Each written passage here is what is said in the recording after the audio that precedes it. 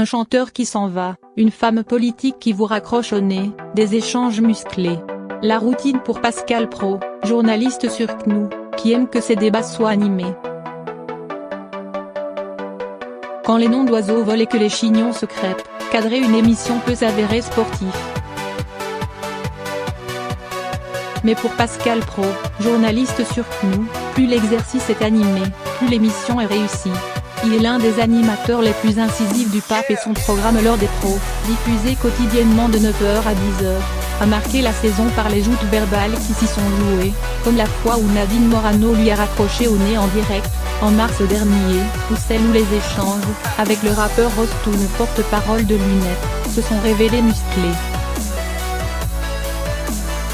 L'un des épisodes les plus marquants s'est déroulé en janvier dernier, quand le chanteur Kali a quitté le plateau, après un vif échange avec Éric Zemmour. La séquence est très courte, je ne veux pas être avec ce monsieur sur ce plateau. En une phrase, le chanteur sort de table, dans un débat déjà tendu. Le compositeur de C'est quand le bonheur ? Était venu promouvoir son livre Seuls les enfants savent aimer. Éric Zemmour, lui, s'exprimait sur une autre actualité, l'annulation de sa condamnation pour provocation à la haine. Les deux n'étaient pas du tout invités pour débattre ensemble, regrette le présentateur Pascal Praud. En retrait lors d'un débat électrique sur l'islam, Kali prend la parole quand Éric Zemmour évoque le contentieux qu'il avait opposé au rappeur Youssoupha en 2008. Est-ce que vous pouvez, en direct, présenter vos excuses à Youssoupha et à tous les rappeurs que vous avez humiliés, lui lance-t-il. L'essayiste refuse catégoriquement, avant de qualifier le rap de nul et de sous-culture.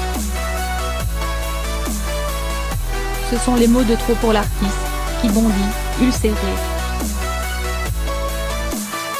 Le présentateur Pascal Praud doit alors demander cette fois au chanteur de se rasseoir avant que ce dernier ne s'exécute. Mais il se relève très vite pour quitter le plateau. Aucun plan B. Après son départ, le débat se poursuit, sans moment de silence, ni commentaire de l'animateur, ébahi. Plus tard dans l'émission, Pascal Praud qualifiera la réaction du chanteur de caricatural et regrettera ce petit coup de buzz. Aujourd'hui, il nous confie, c'est dommage, car il est adorable. Il voit Éric Zemmour comme le diable, c'est disproportionné. J'étais ennuyé pour lui. Nous, on a poursuivi normalement. Dans ces situations de crise en direct, l'animateur de 53 ans certifie ne préparer aucun plan B, et préfère assurer seul. Je n'ai aucune directive dans l'oreillette, je gère chaque incident comme un grand garçon, ironise-t-il. C'est la liberté de travailler sur une heure de petite écoute. Une liberté qui demande de la retenue, la difficulté consiste à contrôler ce qu'on dit et à rester lucide. Si je dois me prendre des insultes, ce n'est pas grave. Et si je dois meubler parce qu'un invité nous quitte, c'est mon métier. Et aussi, cette saison, le plateau de Pascal Praud n'est pas le seul à avoir tremblé sous les invectives des invités. La bande de Cyril Hanouna, habituée à se chamailler en direct dans Touche pas à mon poste, sur C8, a aussi haussé le ton à plusieurs reprises. Le 26 février, l'émission reçoit le journaliste Bernard de la Villardière. Le présentateur d'Enquête exclusive est invité pour parler de son documentaire L'armée française dans l'enfer de la jungle. Mais, très vite, les échanges se tendent quand, l'un après l'autre, les chroniqueurs interpellent le journaliste. Gilles Verdet ouvre les hostilités en parlant de l'obsession des musulmans du reporter.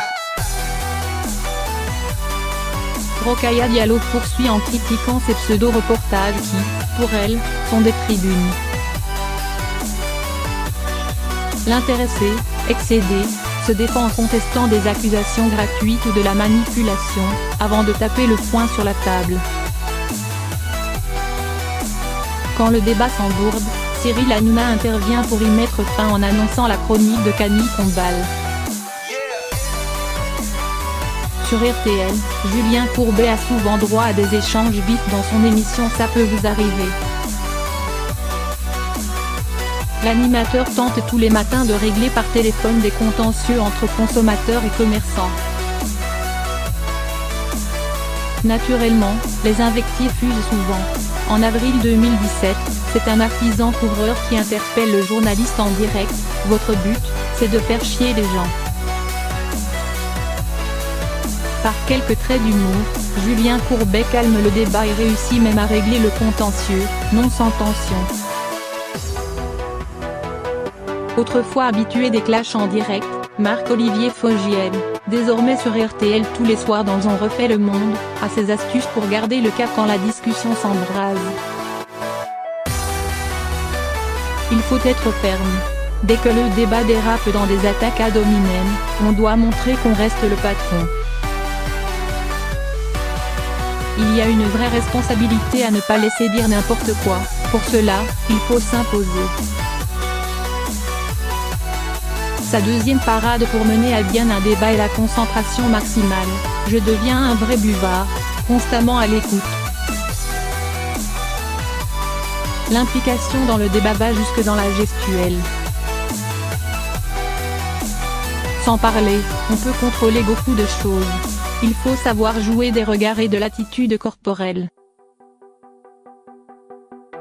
Enfin, il préconise avant tout la confiance en soi. La règle primordiale est de maîtriser son sujet, pour ne pas être pris au dépourvu.